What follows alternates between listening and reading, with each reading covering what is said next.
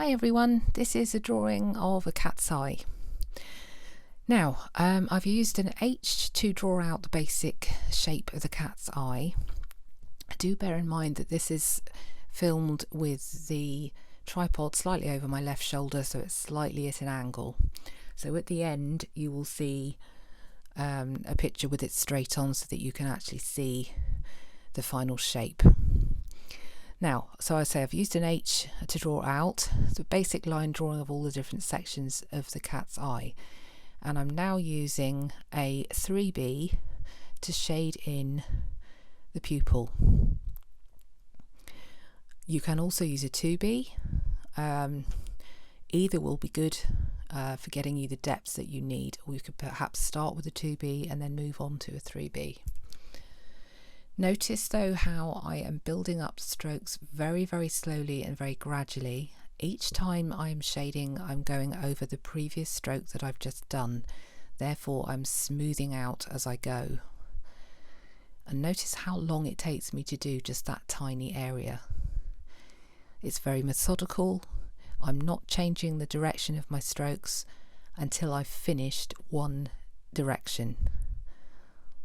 So I'm going vertically, then I stop, and then I come across, and then I can come across in a horizontal direction or diagonal direction.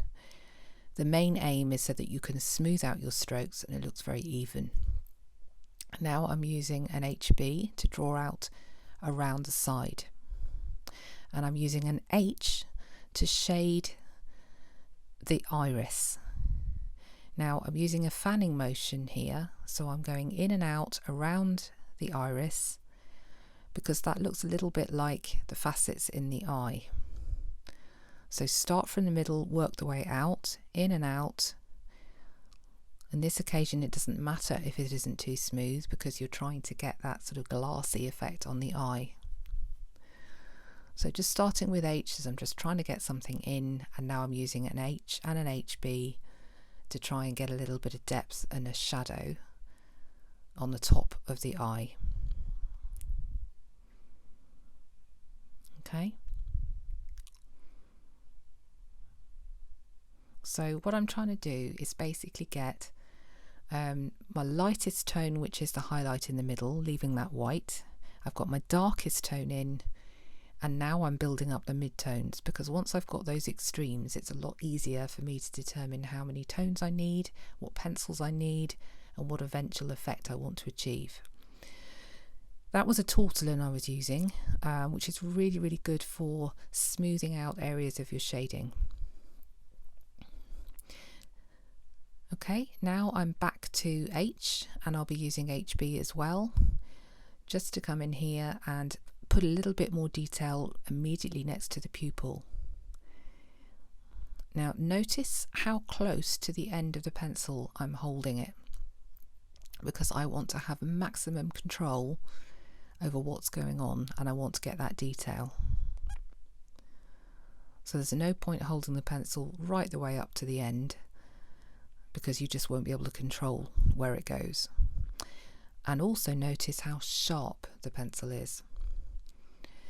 And when you're doing this type of drawing, particularly if you're drawing animals and you're drawing fur, you need to constantly be sharpening, because your pencils will wear down as you use them and you won't get the same effect unless you get sharp point.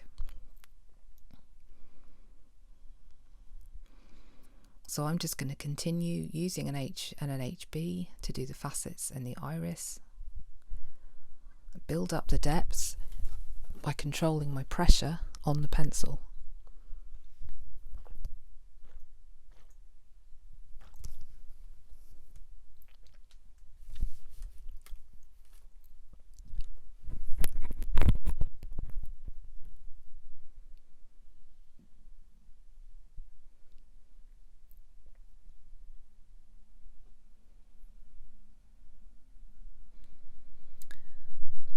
So this is now on a time lapse so that you can see a little bit quicker, building up the different facets. So I'm still holding the pencil very close to the end. It's still incredibly sharp. It is still an H, and I'm basically doing tiny little movements with the end of the pencil, just to give an impression of the facets in the eye and the different patterns that you get in it. So I'm using my pressing more firmly to get darker tones, and I'm leaving the lighter tone showing through, which means then you get a multi-tonal appearance.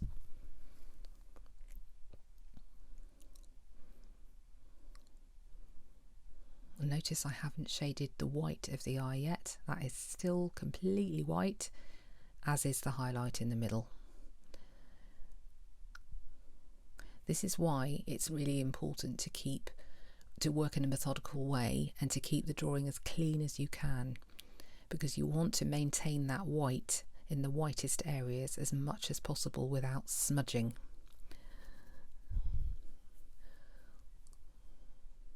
So using a tortillon again, just to sort of smooth out some of the strokes, just to make it look really even and blended. Just be careful with the tortillon though, that it doesn't take out too much depth and it doesn't overblend and blur, which it can sometimes, and look muddy. Right, now I'm going in with an HB and also a B, just to add a little bit more depth. You can see there's a lot more depth on the top of the eye now, which really enhances the white in the highlight. And I've also shaded in the corner of the eye with an H. And now this is going around, picking up bits of detail, adding in depth where I want it.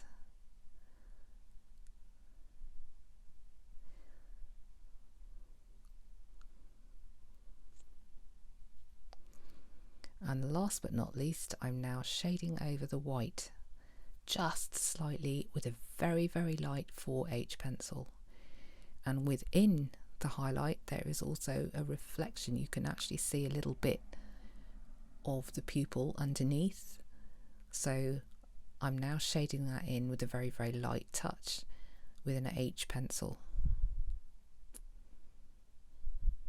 Really, really important when you're doing eyes, anything that has got a very high reflective property, that you keep it as clean as you can and really maintain your contrast. So you want your darks to be as dark as possible and your lights to be as light as possible.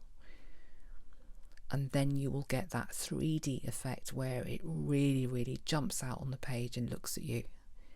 If I didn't have that pupil in as dark as I have it, or the catchlight, if I hadn't left that as white as I had for as long as I had, then it would have looked dull and just one tone. So this cat is a grey cat, and it's kind of got very dense, almost curly matted fur. So in this case what I'm doing is using an H pencil on the side to pick up the tooth of the paper, which is 220 GSM. That's the grams per square metre weight of the paper, to get texture. The tooth of this paper, although it's smooth surface, it does have a little bit of tooth to it, and therefore if you use your pencil on the side, some of that tooth comes up and gives you a really good texture. It's a really good technique. So I'm putting that down as a base, so I've got something to then build up my first strokes on top of. So we're using HHB,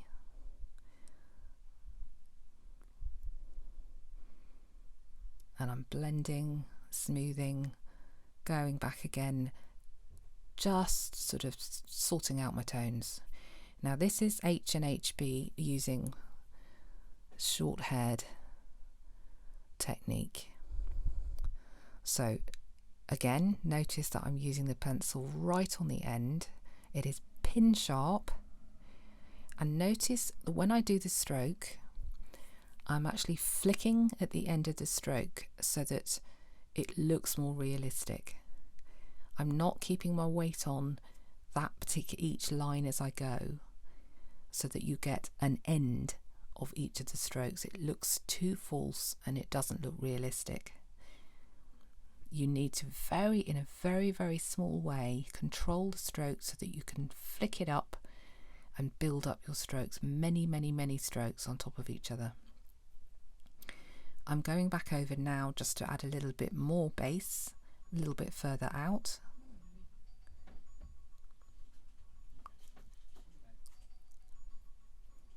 And then I will add shorthaired strokes over the top.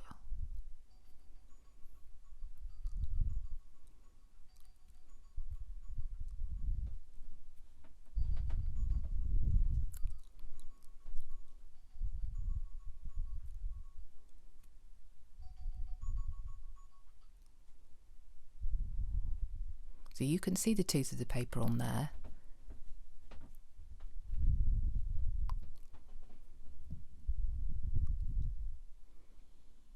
And you can work with that. It gives you quite a good effect before you do anything else, and it saves you having to do lots and lots and lots and lots of work, which admittedly you still do have to do with photorealistic drawing, particularly when doing fur. But I think if you put a base on there first and let the paper help you, it just makes things look a lot easier, a lot easier, and it just makes it look better.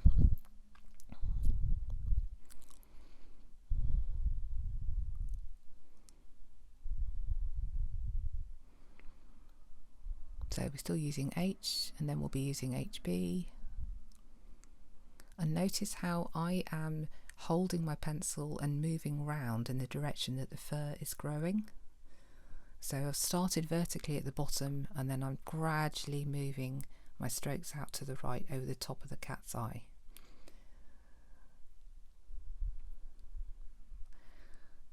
And then now I'm just building up depths, building up tons and tons of little strokes, very, very fine strokes, not dots, just tiny, tiny short-haired strokes.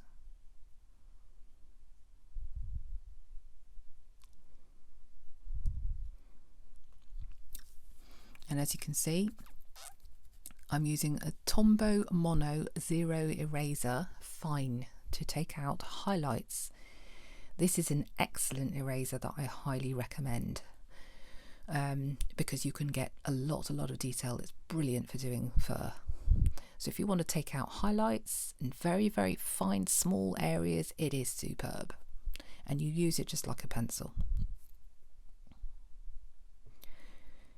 Okay, so now I'm back to H, and I'm doing the fur underneath the eye, and basically I'm going to be adding all my strokes as I go to try and build up my tones.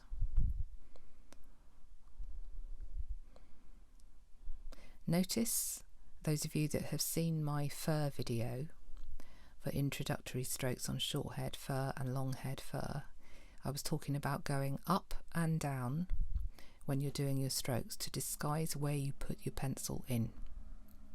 And notice, I want you to look out on this video to try and see where I'm doing that. It's counterintuitive because you want it to look as if it's growing in the direction that the fur's growing.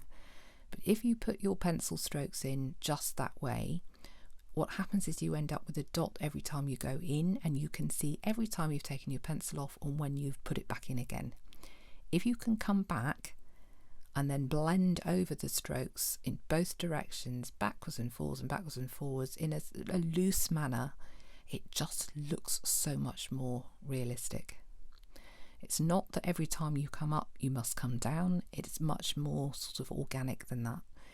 The reason that you're doing it is just to blend your strokes out, to disguise all the pencil strokes, so it just looks like you've got tons and tons and tons of short-haired fur strokes all in one given area. And if you add enough layers and enough strokes, you will get a really realistic effect.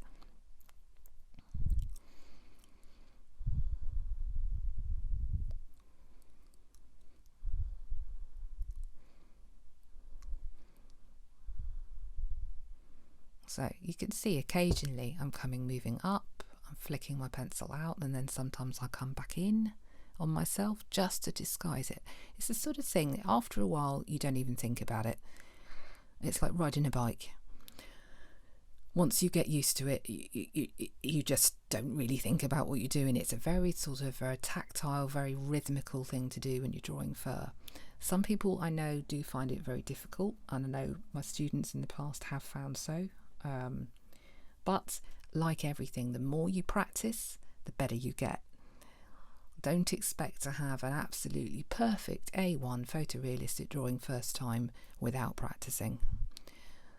When we do my classes, we start with the basic first stroke and we spend quite a bit of time just trying to get that basic stroke right before they start moving on to something which is a little bit more complex, and we work through various different stages like drawing a cat's eye, drawing a dog's nose, cat's ears, something along those lines each week until we get to the end, and it's only then that they start putting it all together and drawing a whole cat's face, because you need to be sure about what you're doing and the techniques that you're doing, and have an understanding of the pencils and the different grades and what they do and your pressure before you can start wading into something really complicated. So now this is the actual finished eye, and we're looking at it straight on, as I said at the beginning of the video. If I zoom out, you can see the effect. Hope you enjoyed that.